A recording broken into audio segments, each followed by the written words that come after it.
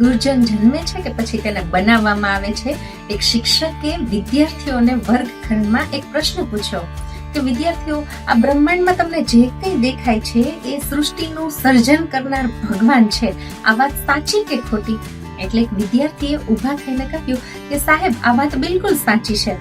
એટલે શિક્ષકે બીજો પ્રશ્ન પૂછ્યો, તો પછી આ જગતમાં જે શૈતાનો અને દુર્જનો દેખાય છે એ પણ ભગવાને આ જગતને આપેલી ભેટ છે એવું માનવાનું ને?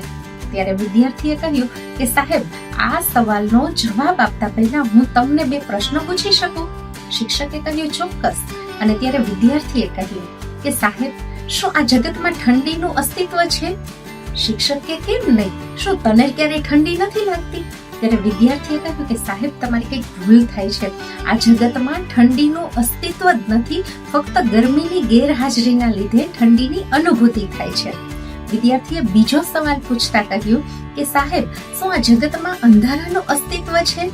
ત્યારે શિક્ષકે કહ્યું કે કેમ નહીં, રોજ રાત્રે અંધારું થાય છે. અને એ વખતે વિદ્યાર્થીએ કહ્યું સાહેબ, આ જગતમાં અંધારાનું અસ્તિત્વ જ નથી, ફક્ત પ્રકાશની ગેરહાજરીના લીધે તમને અંધકારની અનુભૂતિ થાય છે.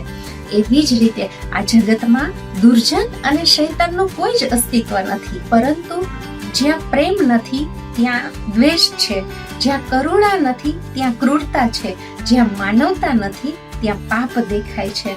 બસ, આપણો આત્મા તો એટલો નિર્મળ છે, દિવ્ય છે, પ્રકાશમય છે, પરંતુ જ્યાં આપણને પાપ અને દુરાચાર દેખાય છે ત્યાં ફક્ત સજ્જનતાની ગેરહાજરી છે. અને આટલો સરસ જવાબ આપનાર આ વિદ્યાર્થી કોણ હતું ખ્યાલ છે આપને? આ વિદ્યાર્થી હતો આલ્બર્ટ આઇન્સ્ટાઈન.